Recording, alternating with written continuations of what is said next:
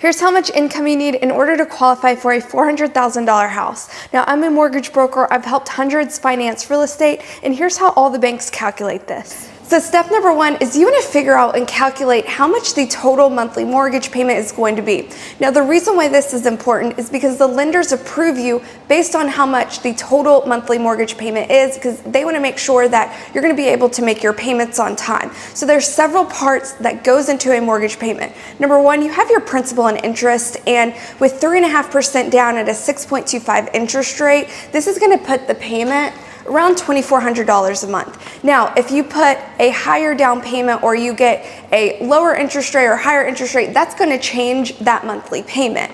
Now, then you have your homeowner's insurance, and this is similar to car insurance. You have to have homeowner's insurance. It's there to protect the house in case something happens.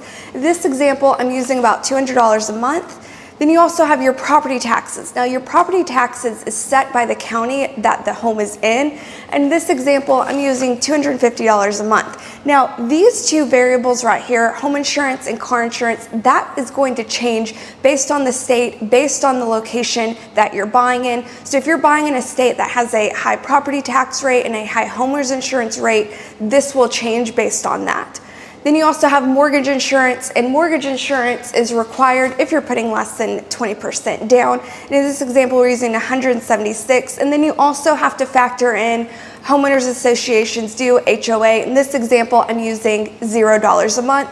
And so this is going to put your payment on a $400,000 home around $3,045 a month. Now let's look at step two. Okay, so now that we established how much the total monthly mortgage payment is, next step is we need to add up all of the monthly debt.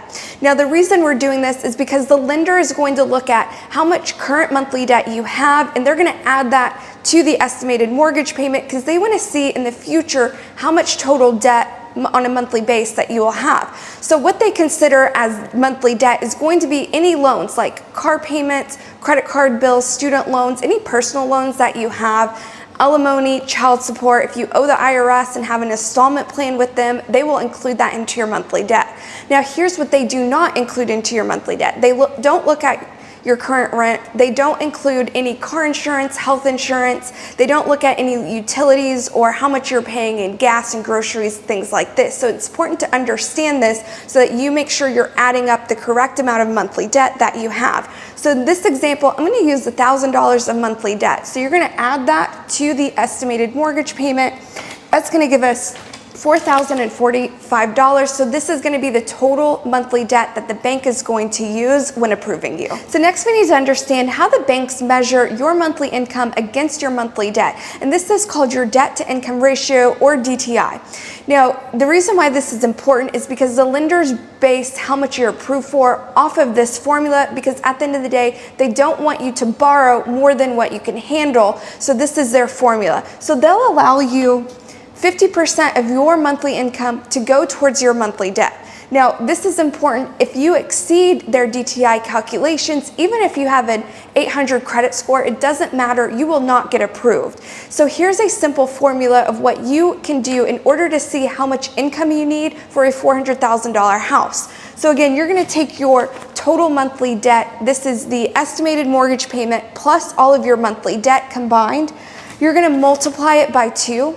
And that's going to give you, for this scenario, $8,090 a month. This is how much of monthly income you will need. Now, again, this is pre-tax. This is your gross amount. This is not after tax. And this equates to around $97,000 of yearly income. Now, let's see if you have a higher or lower amount of monthly debt, how much this number changes. Okay, so now let's run through different scenarios so that you can see how much your monthly debt can affect the amount of income that you need. So let's say that you have no monthly debt. You're going to take the total mortgage payment, multiply it by 2.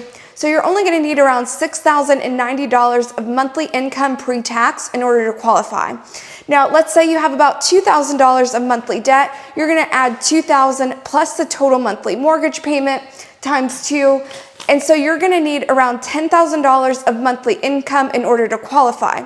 Now let's say you have about $2,500 of monthly debt. Again, you're going to take $2,500 plus the total mortgage payment, multiply that by 2, and that's going to give you around $11,900 of monthly income that you'll need. So again, as you can see, the more monthly debt that you have, the more income that you need in order to qualify for that amount. Okay, so now that we went over how much you qualify for, now let's go over some budgeting tips, because at the end of the day, just because the bank qualifies you or approves you for a certain amount doesn't mean it's a smart financial decision to take on the full amount. And a lot of times this is how people become house poor, because they buy at the max of their pre-approval amount. So good budgeting tips is you want to keep your monthly income, you want to pick your mortgage payment around 30% of your monthly income. Now you want to base your monthly income not on your gross, on how the banks calculate it.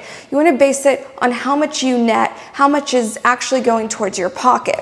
And a good rule of thumb is before you even get pre-approved, know exactly how much on a monthly base you want to spend for your mortgage payment, so that when you do get pre-approved, you have this conversation with your lender and they pre-approve you based on the estimated mortgage payment of how much you want to spend, not the max amount. Now let's go over how much you need in savings. So even if you bought a house and didn't have to bring any money to the closing table, you got a 0 down payment program, you got the closing costs covered, which I have helped several clients achieve, you still need to have at least 2 to 3 months of the mortgage payment saved up in case anything happens. Now, if you're planning to buy a house and you want to know exactly how much buying power you have, click on the link in the description, schedule a call, and I'll be in touch.